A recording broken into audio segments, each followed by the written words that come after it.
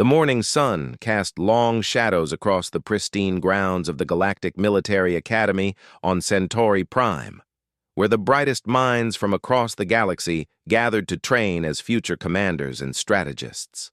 Among the gleaming towers and manicured gardens, a small group of alien cadets sat in their advanced tactical studies classroom, their conversation hushed but animated. "I still can't believe she just left like that," whispered Zexhai, her crystalline features reflecting the light as she adjusted her position in the specially designed chair. The Crystari female had always been one of the top students, her analytical mind perfectly suited for computational warfare, but lately her grades had been slipping. Beside her, Thrawn rumbled his agreement, the massive Korthax forearms gesturing expressively. Despite his intimidating appearance, with skin like living stone and eyes that glowed ember red, Thrawn had always been the gentle giant of their study group. Sarah Jenkins was the backbone of our unit. Without her tactical insights and that strange human intuition, we're lost in these complex scenarios. The third member of their group, a slender Veltar named Quindar, flickered between visibility as his emotional state fluctuated. His species' natural camouflage abilities made him nearly invisible when distressed, and today he was barely a shimmer in the air. "The professors keep assigning us the same level of missions, but we can't adapt like she could. Remember the Siege of Proxima simulation? We were failing miserably until Sarah suggested we use the civilian evacuation routes as supply lines. Who thinks of that?" Their instructor, Commander Velnash of the Hegemony Fleet, entered the classroom with his usual military bearing. The tall, imposing Altarian had served in 3 major conflicts and carried himself with the confidence of someone who had faced death and emerged victorious. His pale blue skin bore the ritual scars of his people, and his 4 eyes scanned the room with practiced efficiency. "Cadets, today we will be analyzing the recent conflict in the Outer Rim territories," Commander Velnash announced, his voice carrying the authority that had commanded fleets. "The ravenous swarm has begun expanding again, and several colony worlds have requested military intervention." The holographic display in the center of the room flickered to life, showing a 3-dimensional map of star systems. Red markers indicated swarm activity, while blue showed alliance forces. The situation looked grim. The swarm had superior numbers and was advancing on multiple fronts. "Sir," Zexhai raised her hand tentatively, "these scenarios have become increasingly difficult since Cadet Jenkins transferred out. Our tactical group's performance has dropped significantly without human strategic input." Commander Velnash's expression remained neutral, but something flickered in his eyes. "Cadet Jenkins requested an immediate transfer to active duty. Such transfers are rare and require exceptional circumstances." He paused, seeming to weigh his words carefully. "What you may not know is that she didn't transfer to another academy or training facility." The classroom fell silent. Even the usual whispered conversations and shuffling of materials stopped as every cadet focused on their instructor. Thrawn's voice was barely a whisper when he spoke. "Where did she go, sir?" "Sarah Jenkins enlisted directly into the Colonial Defense Force and was deployed to the front lines within a week of leaving this academy." Commander Velnash manipulated the holographic display, zooming in on one particular system. "She requested assignment to Kepler 438b, where the swarm had just overwhelmed the planetary defense grid." Quindar materialized fully, his shock overriding his emotional camouflage. "She went straight into combat? But she hadn't completed the officer training program yet." "Humans," Commander Velnash said with something that might have been admiration, "have a disturbing tendency to volunteer for the most dangerous assignments available. Cadet Jenkins scored in the top percentile for tactical innovation, but her psychological evaluation showed an unusual willingness to accept personal risk if it meant protecting others." The display shifted to show footage from Kepler 438b. The planet's surface was scarred with blast craters and the twisted remains of what had once been thriving settlements. Massive insectoid creatures, each the size of a small building, moved across the landscape in coordinated swarms that defied conventional military strategy. The ravenous swarm operates on principles that most of our military doctrines struggle to counter, the commander continued. They don't think like us. They don't value individual survival. They don't retreat to preserve forces. And they don't respond to traditional psychological warfare. They simply consume and multiply. HFY studied the tactical data flowing across her personal display. The standard approach would be orbital bombardment to clear the surface, then ground forces to establish control points. That was attempted, Commander Velnash confirmed. 3 full battle groups tried exactly that strategy. The swarm had somehow adapted to anticipated orbital strike patterns and had developed countermeasures. What's worse, they had begun incorporating human technology they had captured into their own biomechanical systems. The footage changed to show the aftermath of the failed orbital assault. Smoking hulks of ships dotted the planet's surface, their hulls torn open by weapons that seemed to blend swarm biotechnology with human engineering in impossible ways. Thrawn shifted uncomfortably in his reinforced chair. How do you fight an enemy that learns and adapts faster than you can develop new strategies? You think like a human, came a new voice from the back of the classroom. Everyone turned to see Captain Mordek, a grizzled Korthak veteran who rarely spoke, unless directly addressed. His presence in the classroom was unusual. He typically only observed senior-level tactical exercises. Captain, Commander Velnash acknowledged the interruption with a slight nod. Captain Mordek moved to the front of the classroom, his movement still bearing the slight limp he'd acquired during the Battle of Rigel 7. I've fought alongside humans in 4 major campaigns. I've seen them do things that go against every principle of military logic we've ever developed. They don't just think outside conventional parameters. They seem to operate in a completely different conceptual framework. He gestured to the holographic display. When faced with an adaptive enemy, most species try to develop faster adaptation cycles. Humans do something else entirely. They embrace chaos. Quindar's form flickered with confusion. I don't understand, sir. Humans have this concept they call controlled chaos, Captain Mordek explained. Instead of trying to out-adapt the enemy, they make themselves fundamentally unpredictable. They take calculated risks that no rational military mind would approve, and somehow turn those risks into victories. Commander Velnash manipulated the display again, bringing up Sarah's academic records. Cadet Jenkins exhibited this tendency throughout her time here. Her solutions to tactical problems often involved elements that our computers flagged as strategically unsound or tactically impossible. But they worked, HFY said quietly, remembering their study sessions. Even when we couldn't understand her reasoning, her strategies consistently achieved objectives with minimal casualties. Which brings us to why she requested immediate deployment, Captain Mordek continued. 3 weeks ago, we received a priority transmission from the Kepler 438b Theater of Operations. It wasn't a request for reinforcements or equipment. It was a request for human tactical advisors. The classroom atmosphere grew tense as the implications sank in. If the frontline commanders were specifically requesting humans, the situation had to be desperate. Commander Velnash brought up a new file on the display. What you're about to see is classified at the highest levels. The footage comes from the personal combat recorder of Colonial Defense Force Sergeant Sarah Jenkins. The hologram shifted to show a first-person perspective from what was obviously a combat environment. The view bounced and swayed as the recorder moved through what appeared to be the ruins of a major city. Massive swarm creatures moved in the distance, their chitinous bodies gleaming in the alien sunlight. This was recorded 6 days after Sergeant Jenkins arrived on Kepler 438b, Commander Velnash narrated. She had been assigned to a reconnaissance unit tasked with gathering intelligence on swarm movement patterns.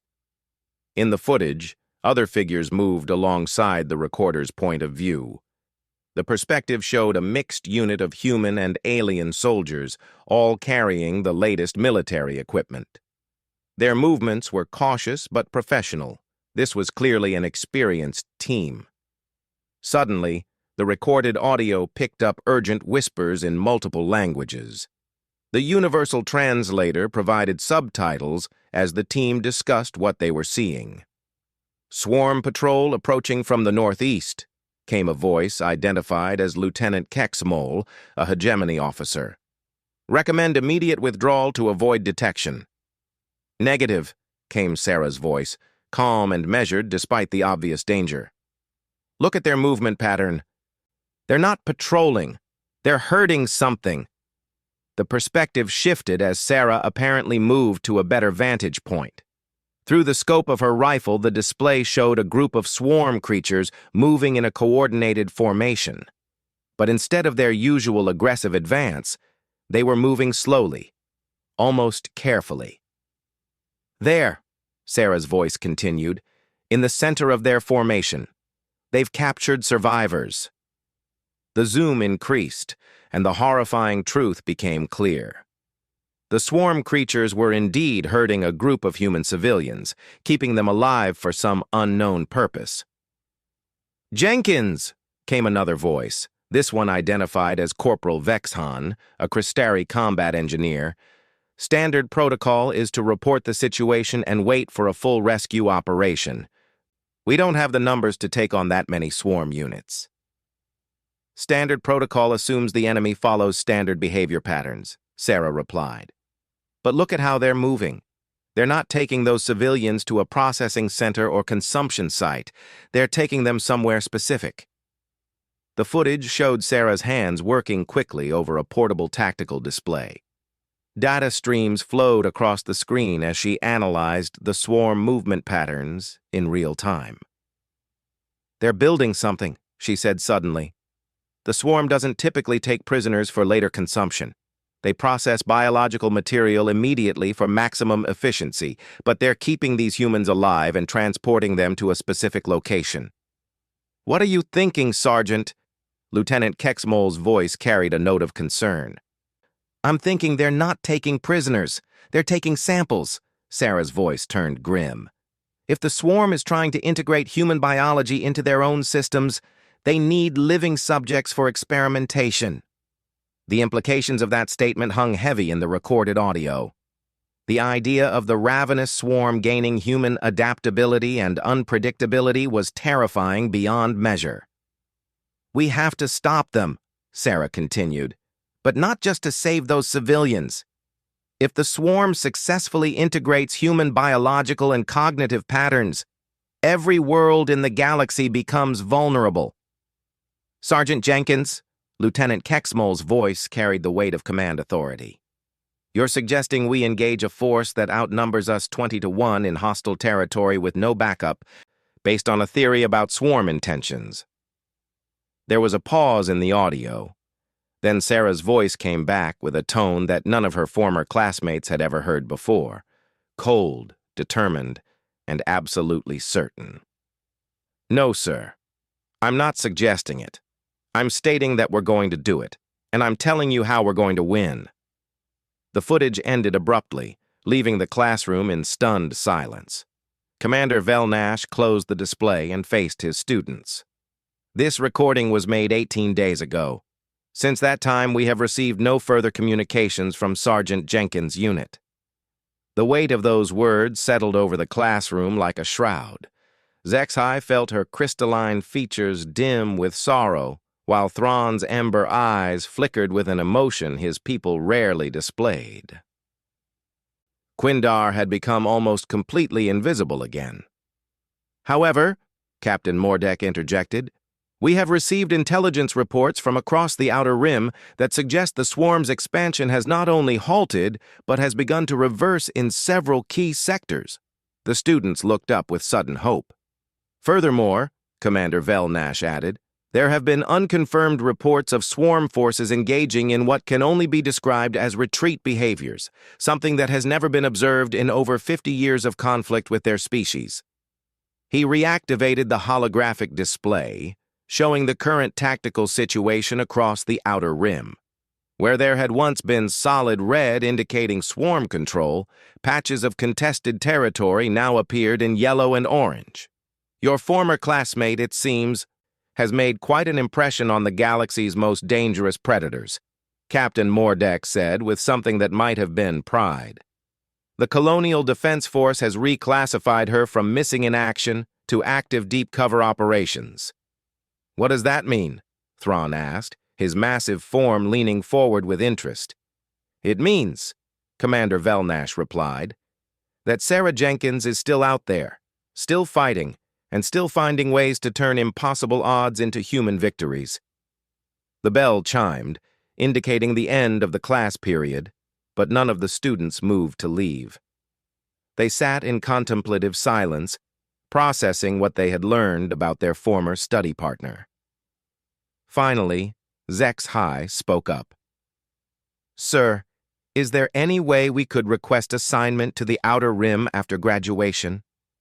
Commander Velnash studied her carefully. That would be an extremely dangerous posting, Cadet. The mortality rate for officers in that sector is significantly higher than average. With respect, sir, Quindar said, his form solidifying as his resolve strengthened. We learned more about tactical innovation in 6 months studying with Sarah than we did in the previous 2 years of standard curriculum. If she's out there fighting impossible odds, maybe it's time we learn to do the same. Thrawn nodded his agreement. She taught us that sometimes the most logical solution isn't the right one. Maybe it's time we learn to think like humans. Captain Mordek and Commander Velnash exchanged glances. Something passed between them, a recognition of the same determination they had seen in human soldiers across countless battlefields. Very well, Commander Velnash said finally. I'll forward your request for Outer Rim deployment to the assignment board, but understand this. If you're going to operate in that theater, you'll need to complete additional training. Human-style tactical thinking isn't something that can be taught through traditional methods. What do you mean, sir? HFY asked. You'll need to learn to embrace uncertainty, to make decisions with incomplete information, and to trust intuition over analysis, Captain Mordek explained. You'll need to learn to be comfortable with being afraid and to function effectively despite that fear. Most importantly, Commander Velnash added, you'll need to learn that sometimes the difference between victory and defeat isn't superior technology or greater numbers. Sometimes it's simply being willing to do what the enemy believes is impossible. As the students finally filed out of the classroom, their minds churning with new possibilities and determinations, neither instructor spoke. They both knew that they had just witnessed something significant, the moment when 3 young aliens decided to learn what it meant to fight like humans. In the corridors of the academy, other students noticed the change immediately. HFY walked with a new sense of purpose, her crystalline features bright with determination. Thrawn's massive frame moved with renewed confidence, and Quindar remained fully visible, his emotional camouflage abandoned in favor of open resolve.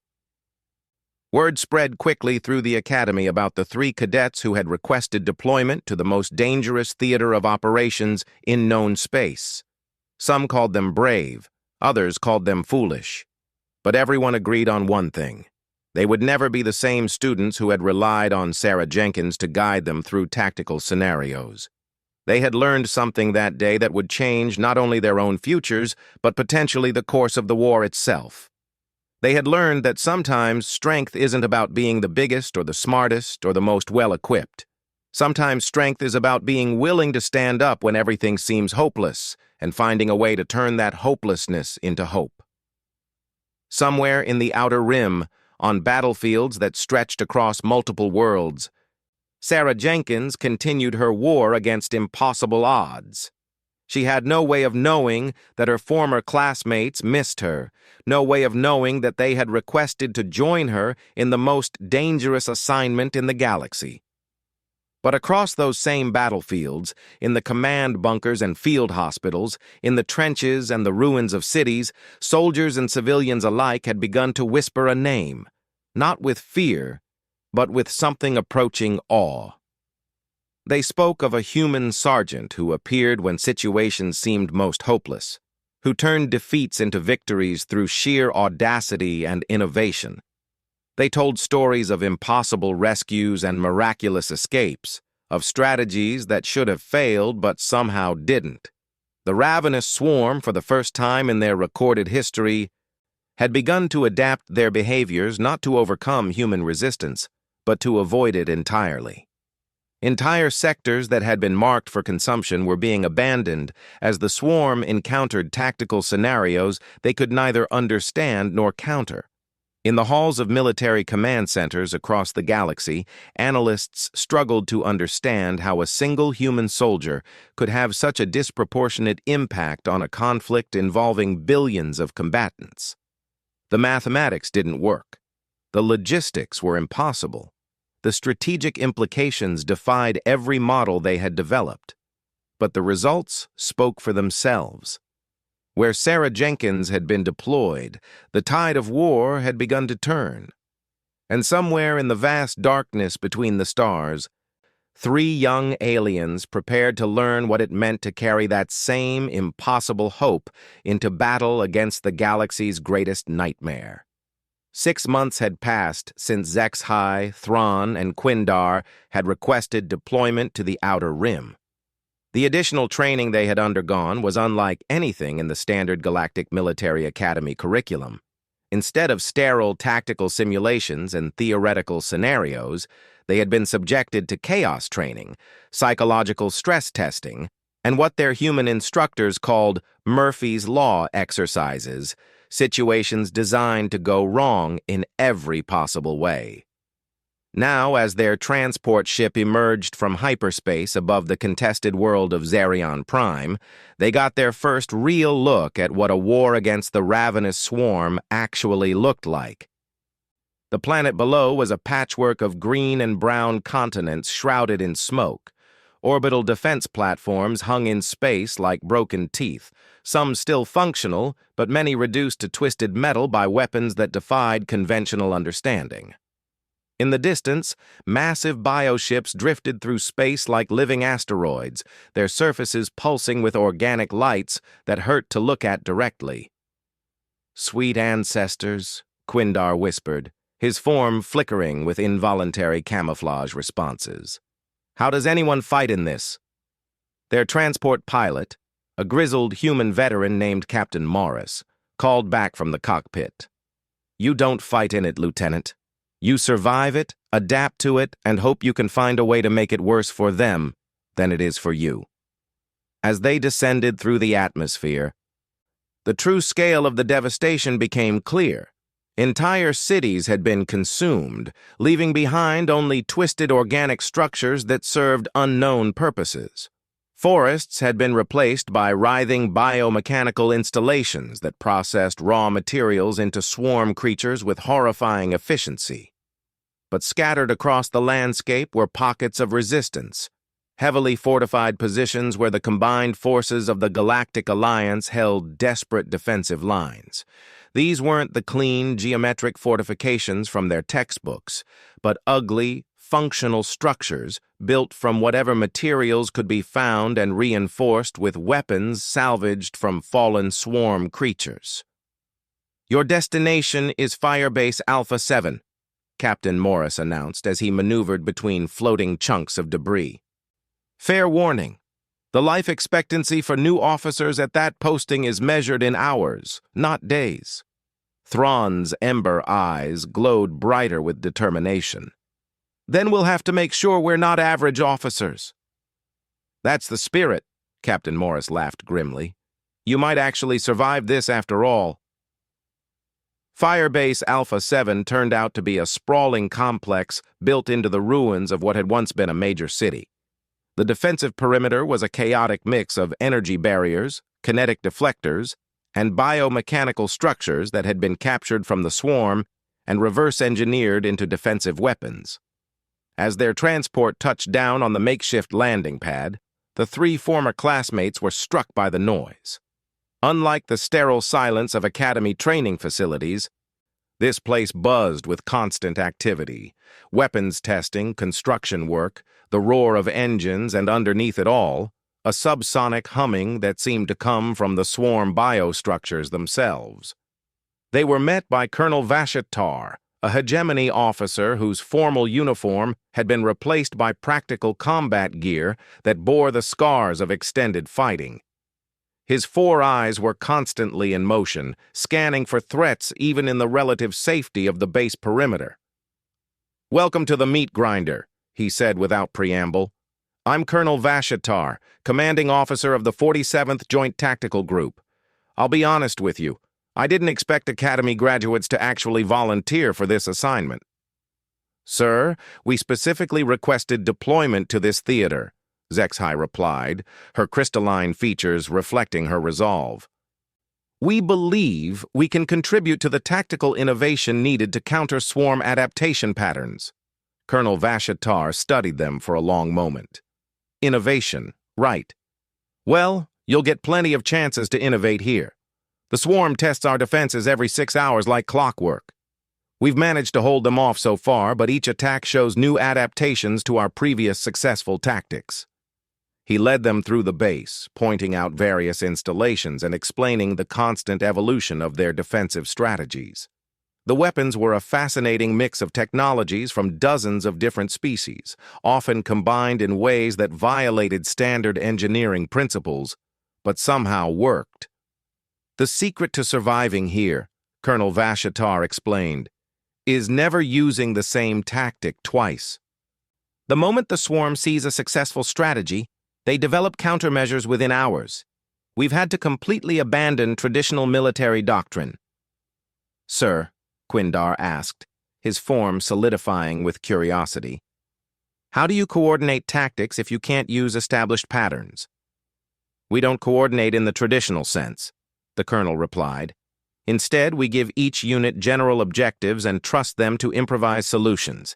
It's chaotic, inefficient by textbook standards, and it works better than anything we've ever tried." They passed a group of soldiers working on what appeared to be a captured swarm creature, its chitinous shell open to reveal biomechanical components that pulsed with alien life. Human technicians worked alongside Crystari engineers and Korthak heavy specialists, all focused on understanding how to turn the creature's own weapons against its creators. "That's thanks to Sergeant Jenkins," Colonel Vashatar said, noticing their interest. "She was the one who figured out that swarm biotechnology could be reprogrammed if you understood the underlying biological control systems." Thrawn's massive frame straightened with interest. "Sergeant Jenkins is here?" "Was here," the colonel corrected. "She was deployed with a deep reconnaissance team 3 weeks ago. Her mission was to locate and disable a swarm command node that had been coordinating attacks across this entire sector." The three former classmates exchanged glances. Even after all this time, Sarah was still pushing the boundaries of what was considered possible. "Sir," Zexhai asked carefully, "what can you tell us about her current status?" Colonel Vashatar stopped walking and faced them directly. "Classified. But I will say this. The swarm attack patterns changed dramatically after her team went dark. Either they found something that scared the creatures into altering their entire strategic approach, or something happened that forced the swarm to completely restructure their command hierarchy." Before any of them could respond, alarms began blaring throughout the base. The subsonic humming that had been barely noticeable suddenly increased in intensity, making their bones vibrate with resonance. "Incoming attack!" Colonel Vashatar announced, his casual demeanor instantly replaced by combat alertness. "This is perfect timing, actually. You're about to get a crash course in how we fight here." They rushed to the command center, a reinforced bunker lined with displays showing sensor data from across the defensive perimeter. The screens painted a terrifying picture, hundreds of swarm creatures approaching from multiple directions, their biosignatures indicating creatures unlike any in the standard threat databases. "They're trying something new," reported Major Kexvoth, a Crystari intelligence officer whose analytical enhancement implants glowed with data processing activity. "These creatures show adaptive modifications we haven't seen before." "What kind of modifications?" Colonel Vashatar demanded. "Enhanced electromagnetic resistance, improved kinetic absorption, and what appears to be tactical coordination beyond normal swarm parameters," Major Kexavoth replied, her voice tight with concern. "Sir, these creatures are operating with human-level strategic thinking." The implications hit everyone in the command center simultaneously. If the swarm had successfully integrated human cognitive patterns, every defensive strategy they had developed would become useless overnight. "Defensive positions," Colonel Vashatar ordered. "All units implement Protocol 7, maximum tactical variance with emphasis on unpredictable response patterns." Zexhai, Thrawn, and Quindar found themselves assigned to different defensive teams, thrown immediately into combat situations that bore no resemblance to Academy training scenarios. The swarm attack came not as a coordinated assault, but as a series of probing actions designed to test different aspects of the base's defenses. Zexhai was assigned to a fire control team, responsible for coordinating the base's heavy weapons. The Crystari officer in charge, Lieutenant Nexval, quickly explained the situation. "We don't use predetermined firing solutions here," she said as energy bolts began lighting up the night sky. "Each shot has to be calculated in real time based on swarm creature behavioral analysis. They adapt to consistent patterns within minutes." Zexhai's analytical mind raced as she processed the incoming data streams. The swarm creatures were indeed displaying unprecedented tactical awareness, using cover effectively, and coordinating their movements in ways that suggested individual intelligence rather than hive mind coordination. "Lieutenant," she said suddenly, "these creatures aren't just adapted to human thinking. They're thinking like specific humans." "Explain," Lieutenant Nexval ordered, while directing fire at a cluster of approaching bioships. "Look at the tactical patterns." Zexhai manipulated the targeting display to show movement analysis. "This isn't general human strategic thinking. These are specific tactical approaches I recognize from Academy war games." Her crystalline features brightened with sudden understanding. "They're using strategies developed by human cadets in training scenarios. Somehow they've accessed our military education databases." Lieutenant Nexval's expression turned grim. "If they have access to our training protocols, they know how we're trained to think tactically. But they don't know how we learn to think differently," Zexhai realized. "These patterns are pre-Sarah Jenkins training. They're using conventional human tactics, not the chaos theory approaches she taught us." Meanwhile, Thrawn found himself assigned to a mobile defense unit tasked with countering swarm ground forces that had breached the outer perimeter. The massive Korthak quickly discovered that his traditional role as a heavy weapons specialist was useless in this environment. "Stop thinking like a siege engine," barked Sergeant Morcool, a veteran who had been fighting the swarm for over 2 years. "These creatures adapt to heavy weapons patterns faster than you can reload. You need to be unpredictable." Thrawn watched as his new teammates used weapons in ways that violated every safety protocol he had ever learned. They modified energy outputs mid-battle, combined incompatible ammunition types, and used vehicles as improvised weapons platforms in configurations that should have been impossible. "But how do you coordinate without standard tactical protocols?"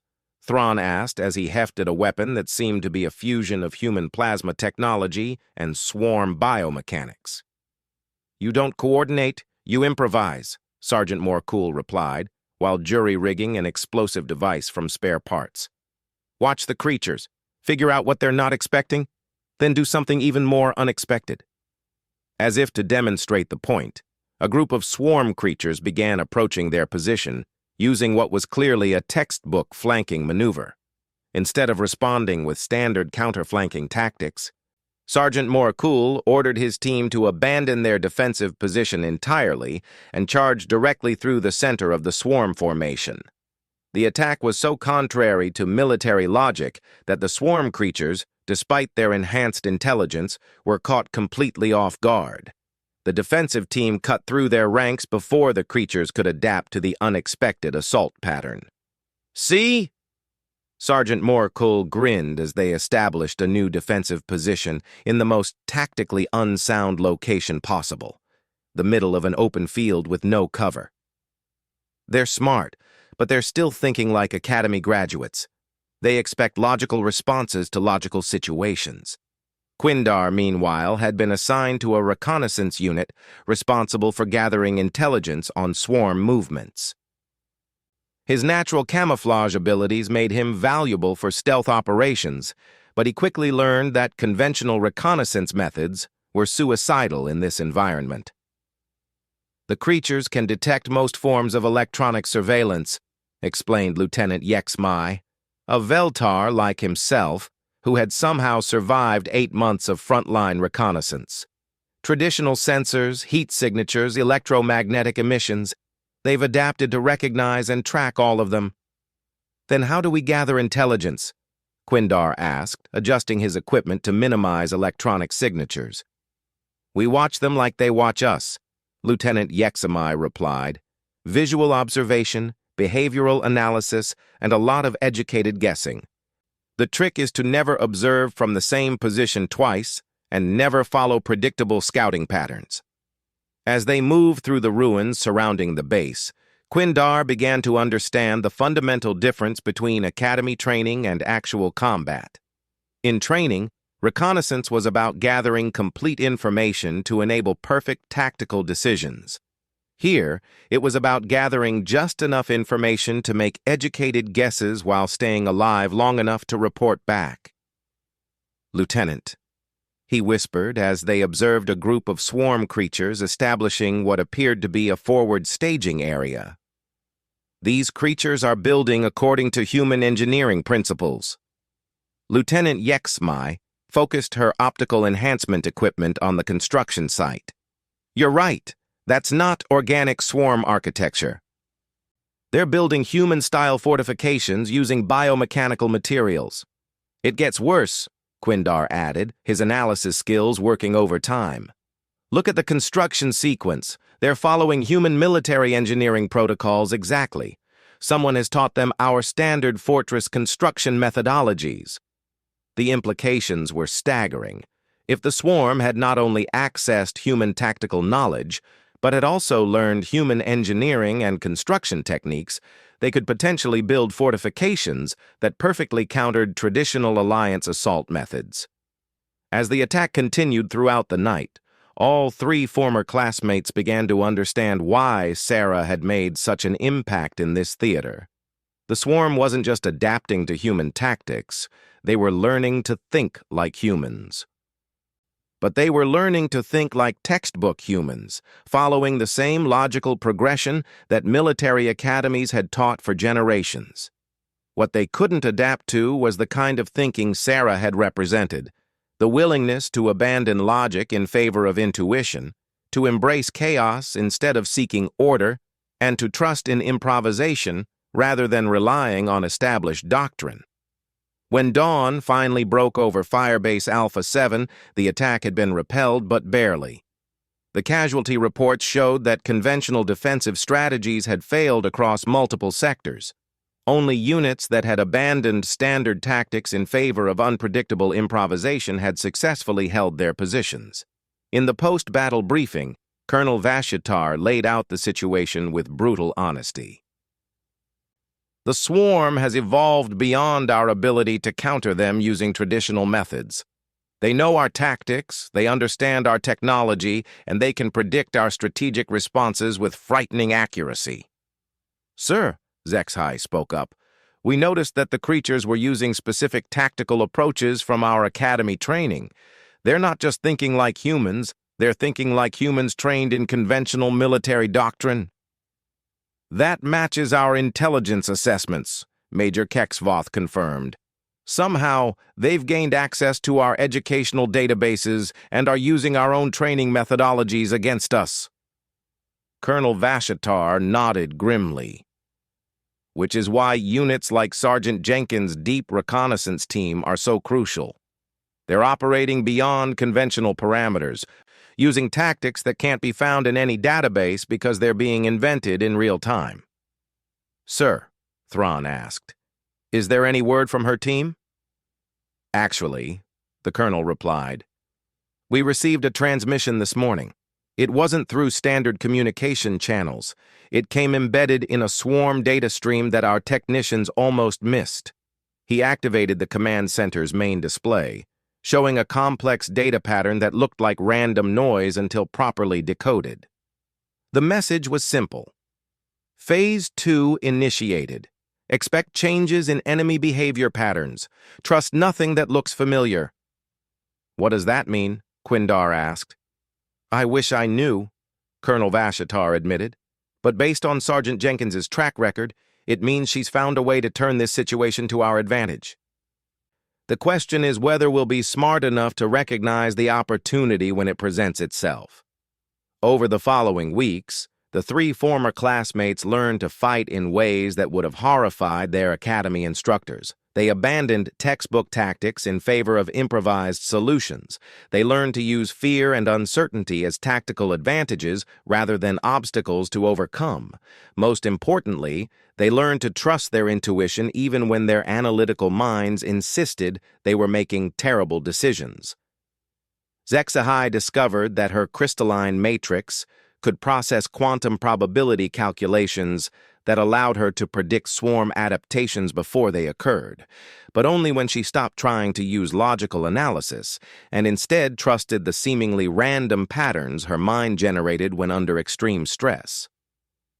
Thrawn found that his massive strength and durability could be leveraged in ways far beyond conventional heavy weapons tactics. By using swarm biomechanical components to enhance his natural abilities, he became a hybrid warrior capable of fighting creatures on their own biological terms while maintaining human unpredictability. Quindar learned that his camouflage abilities could be enhanced by psychological techniques that Sarah had pioneered, not just becoming invisible to optical detection, but becoming invisible to tactical analysis by making his behavioral patterns so chaotic that even enhanced swarm intelligence couldn't predict his actions. Together they began to understand what had made Sarah Jenkins so effective in this environment. It wasn't superior technology or advanced training. It was the willingness to abandon everything they thought they knew about warfare and learn to fight like humans. Not the humans described in military textbooks, but the humans who had survived impossible odds throughout history by refusing to accept that impossible actually meant impossible. And somewhere in the contested territories beyond Firebase Alpha 7, Sarah Jenkins continued her mysterious mission, leaving behind a trail of confused swarm forces and tactical situations that defied analysis. Reports filtered back through intelligence networks of swarm command structures that had simply vanished overnight, biomechanical installations that had been turned against their creators, and entire sectors where the creatures had begun exhibiting behaviors that suggested internal conflict rather than coordinated expansion. The war was changing, and the 3 aliens who had once relied on their human classmate for tactical guidance were finally learning to fight with the same impossible hope that had made humanity the galaxy's most unpredictable species. They were learning that sometimes strength isn't about being invincible. Sometimes it's about being impossible to understand, impossible to predict, and impossible to defeat, even when all logic says defeat is inevitable. 3 months after the enhanced swarm attack on Firebase Alpha 7, the war had taken a turn that no military strategist could have predicted. Intelligence reports from across the Outer Rim told a story that seemed impossible.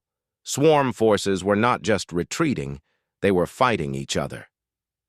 HFY stood in the command center of Forward Operating Base Nexus, a newly established position built in territory that had been under swarm control just weeks earlier. Her crystalline features reflected the glow of tactical displays showing something unprecedented in over 50 years of galactic conflict. Swarm bioships engaging other swarm bioships in devastating orbital battles. The fragmentation appears to be spreading, reported Major Kexvoth, her analytical implants working overtime to process the flood of intelligence data. We now have confirmed reports of swarm infighting across 17 star systems. Colonel Vashatar studied the tactical displays with a mixture of hope and suspicion. It's too convenient. The swarm doesn't have internal conflicts. They operate as a perfect collective intelligence. Unless something has disrupted that collective intelligence, Thrawn rumbled from his position near the heavy weapons control station. The massive Korthak had learned to think beyond traditional heavy assault tactics, and his insights had become invaluable for understanding enemy behavioral changes. Quindar materialized from his camouflaged position near the communications array, his form solid with excitement. "Sir, I've been analyzing the pattern of swarm conflicts. They're not random engagements. They follow specific tactical progressions that suggest coordinated deception operations." "Explain," Colonel Vashatar ordered.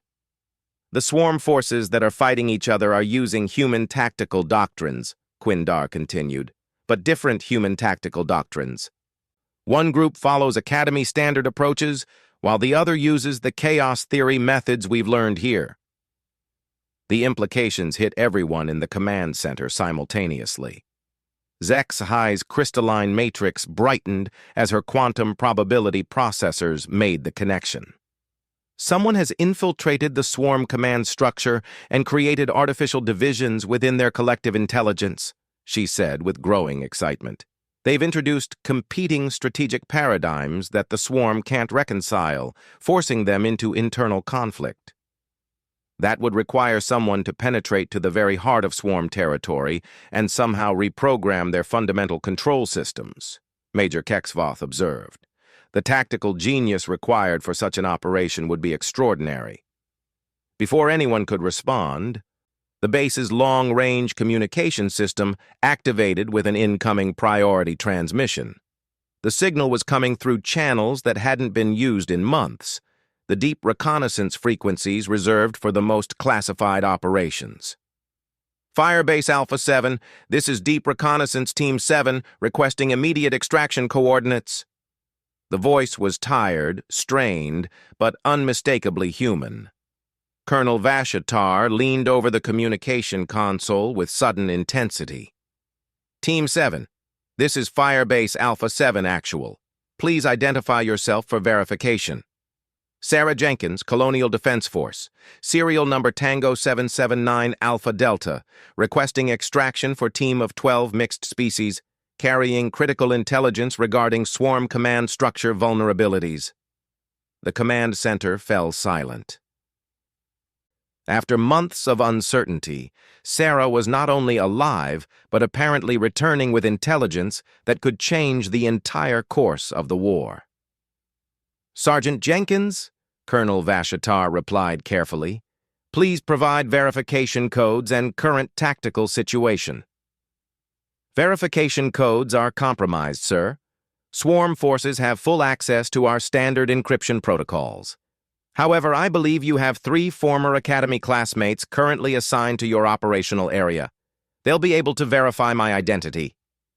HFY, Thrawn, and Quindar exchanged glances before HFY stepped forward to the communication console. "Sarah, this is HFY. Can you tell me what you said about the Siege of Proxima simulation during our study session before Advanced Tactical Theory?" There was a pause. Then Sarah's voice came back with a hint of the warmth they remembered from their academy days. I said that civilian evacuation routes could be used as supply lines if you were willing to accept the ethical implications of putting non-combatants at risk for military advantage. It's her, Zexhai confirmed to the colonel. Sarah, Thrawn called out. What's your current tactical situation? Complicated, came the reply. We're currently aboard a captured swarm bioship approximately 6 hours out from your position. We have control of the vessel, but we're being pursued by both swarm factions. The ones still operating under original programming and the ones operating under our modified directives. Modified directives? Colonel Vashatar asked. Long story, sir. The short version is that we found their central command nexus and introduced competing tactical philosophies into their collective decision-making matrix. The swarm intelligence is now trying to resolve two fundamentally incompatible approaches to warfare, which is causing system-wide behavioral fragmentation. Major Kexvoth's analytical implants glowed brighter. Sergeant, are you saying you've caused the swarm to develop internal philosophical conflicts about military strategy? That's exactly what I'm saying, Major. Turns out that when you introduce human-style contradictory thinking into a collective intelligence system, it creates recursive logical loops that the system can't resolve. The swarm is essentially arguing with itself about the most efficient way to conduct warfare. Quindar laughed, despite the tension in the command center. You gave the swarm an existential crisis about their own tactical doctrine? More or less, Sarah confirmed. But the effect is spreading beyond just tactical considerations. The competing programming is affecting everything from resource allocation to reproduction cycles. Some swarm forces are now operating under directives that prioritize individual survival over collective objectives. Incredible, Colonel Vashatar muttered. How long will the effect last? Unknown, sir. The swarm intelligence is trying to resolve the contradictions by creating sub-networks with different tactical priorities. Eventually, they might develop a way to compartmentalize the competing directives.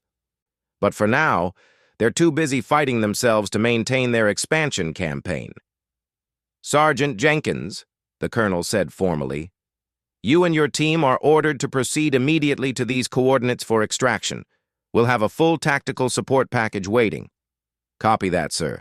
Fair warning, we're bringing back some unusual passengers. During our infiltration, we encountered human prisoners who had been used in swarm adaptation experiments.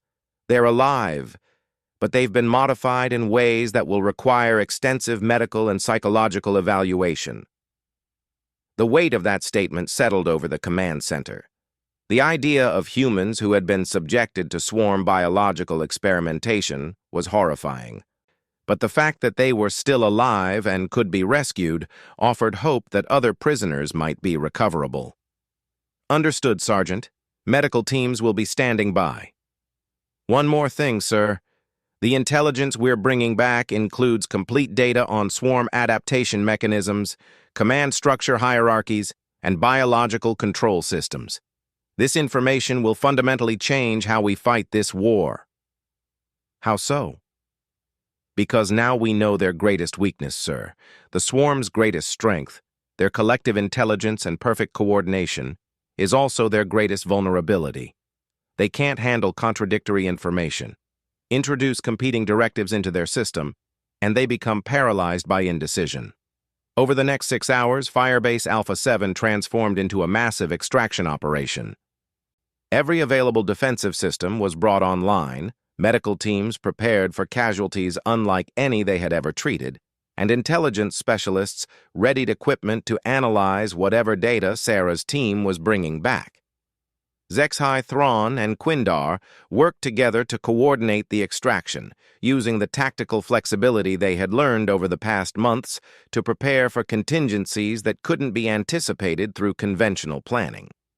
When the captured swarm bioship finally appeared on their sensors, it looked like nothing in any military database. The massive organic vessel pulsed with bioluminescent patterns that seemed to shift between different configurations, as if the ship itself couldn't decide what it was supposed to be. That's the most beautiful sight I've ever seen, Quindar observed as the bioship approached the landing coordinates.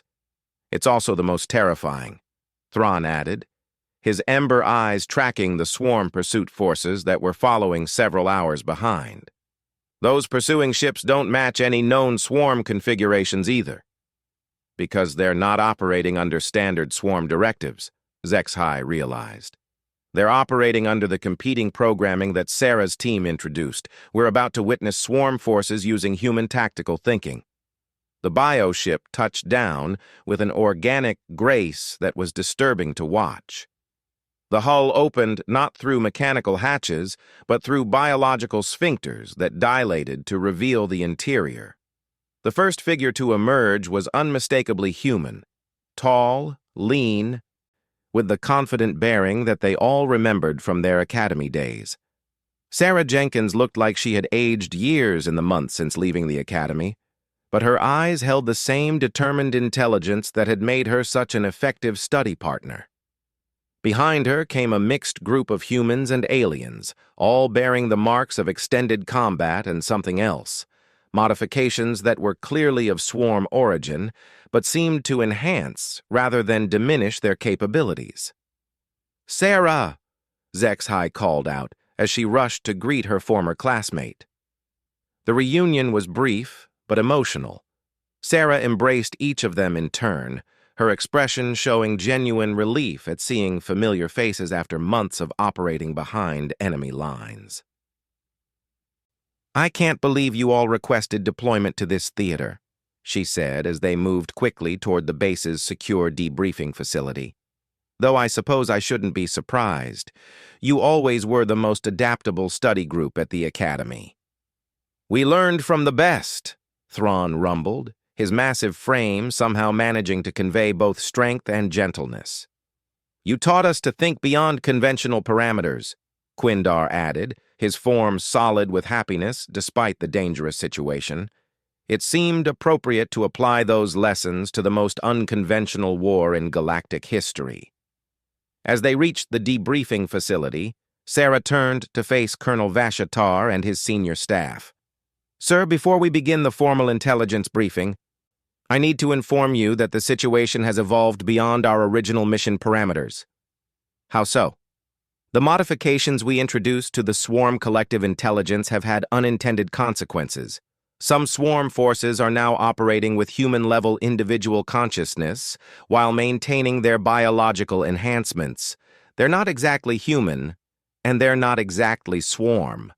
They're something new." "Are they hostile?" Major Keksavoth asked, her analytical implants processing the implications. "Some are. Others have developed what can only be described as independent moral frameworks. A few have actually requested asylum with Alliance forces, claiming they no longer wish to participate in the consumption campaigns." Colonel Vashatar stared at Sarah in disbelief. "You're telling me that some swarm creatures have developed consciences?" "I'm telling you that we've accidentally created a new species, sir, and they're currently fighting a three-way civil war with the original swarm forces and the tactically modified swarm forces. The galactic political implications are staggering." Over the following hours, Sarah and her team provided intelligence briefings that revolutionized everything the Alliance thought they knew about the ravenous swarm. The creatures weren't just a mindless consuming force. They were a sophisticated biological technology that had been operating under programming so advanced that it appeared to be pure instinct.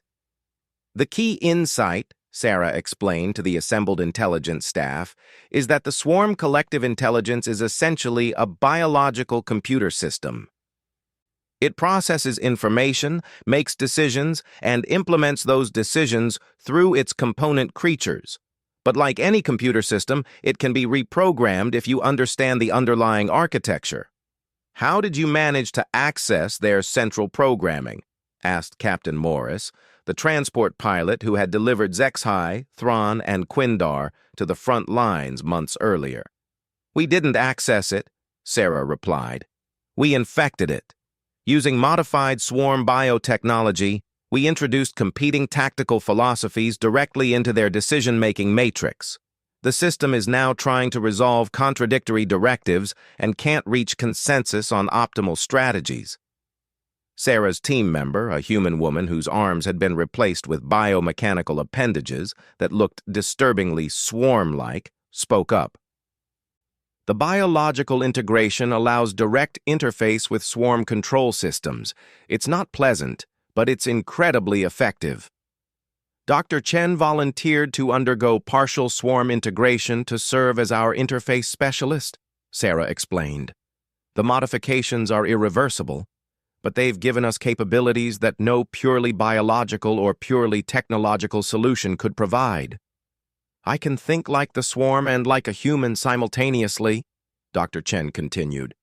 It's disorienting, but it allows me to understand how their collective intelligence processes information and how to introduce disruptions that the system can't compensate for.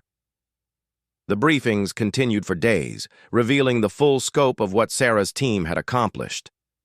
They had not just disrupted swarm expansion, they had fundamentally altered the nature of the species itself. The galactic war that had seemed hopeless just months ago had become a complex political situation involving multiple swarm factions, some of which were actively seeking cooperation with alliance forces. The question now, Colonel Vashitar observed during one of the strategic planning sessions, is how we manage a situation where our primary enemy has fragmented into multiple factions with different objectives and capabilities. We adapt, Sarah replied simply. We do what humans have always done when faced with impossible situations. We improvise, we evolve, and we find ways to turn our greatest weaknesses into our greatest strengths. Zexhai, Thrawn, and Quindar found themselves assigned to a new joint task force responsible for establishing diplomatic contact with the independent swarm factions. It was a mission that would have been inconceivable just months earlier, but their experience adapting to unconventional warfare had prepared them for unconventional diplomacy. Who would have thought, Quindar mused as they prepared for their first diplomatic mission to meet with swarm representatives, that the tactical innovation skills we learned studying with Sarah would eventually be applied to negotiating peace treaties with creatures that used to be our most feared enemies. She always said that the best tactical solutions were the ones nobody expected, Thrawn replied, checking his equipment for the mission. I suppose creating peace through biological reprogramming qualifies as unexpected. The mathematics of it are fascinating, Zexhai added, her crystalline features bright with intellectual excitement. By introducing chaotic elements into an ordered system, she created emergent behaviors that led to beneficial outcomes. It's like applied chaos theory on a galactic scale. As their transport lifted off from Firebase Alpha 7, carrying them toward a rendezvous with beings that represented a new form of life in the galaxy, the three former classmates reflected on how much had changed since their days at the Academy. They had requested deployment to the Outer Rim, because they missed Sarah's strength and wanted to learn to fight like humans. What they had discovered was that human strength wasn't about superior technology or advanced tactics. It was about the willingness to embrace uncertainty, to find hope in hopeless situations, and to create new possibilities when all conventional options had been exhausted. Behind them, Firebase Alpha 7 continued its transformation from a desperate defensive position into a diplomatic center where representatives from dozens of species worked to establish new relationships with the various swarm factions. The war was far from over, but its nature had changed fundamentally. Across the galaxy, in war zones that had seen nothing but destruction and despair for decades, new stories were being told. Stories of impossible victories, of enemies becoming allies, and of a human sergeant who had taught an entire galaxy that sometimes the best way to win a war is to change the fundamental nature of what war means. Military academies across Alliance space began revising their curricula to include courses on chaos theory, biological systems integration, and diplomatic protocols for non-conventional sentient species. The textbook approaches that had dominated military thinking for centuries were being replaced by educational frameworks that emphasized adaptability, creative problem-solving, and the courage to attempt solutions that seemed impossible. In the halls of the Galactic Military Academy on Centauri Prime, where this story had begun, new cadets studied the case histories of successful, unconventional operations. The most famous of these case studies was classified simply as the Jenkins Protocols, a series of tactical and strategic approaches that had transformed the galaxy's most destructive conflict into its most complex diplomatic challenge. Commander Vel Nash, now promoted to admiral and serving as head of the Academy's new Department of Adaptive Strategic Studies, often told his students about 3 former cadets who had requested the most dangerous assignment in the galaxy because they wanted to learn from their human classmate. They discovered, he would conclude each lecture, that human strength isn't about being invulnerable or invincible. Human strength is about being impossible to predict, impossible to contain, and impossible to defeat because humans never stop finding new ways to turn the impossible into the inevitable. And somewhere in the vast reaches of space, on ships that blended human technology with swarm biomechanics, on worlds where former enemies worked together to build unprecedented forms of civilization, the name Sarah Jenkins was spoken with a respect that transcended species boundaries. She had become more than just a human soldier who had won an impossible war.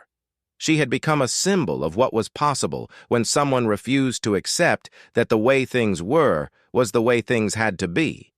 Her classmates had missed her strength during their time at the Academy, but every war zone in the galaxy would remember her name as the person who proved that sometimes the greatest victories come not from defeating your enemies, but from helping them discover that they don't have to be your enemies at all.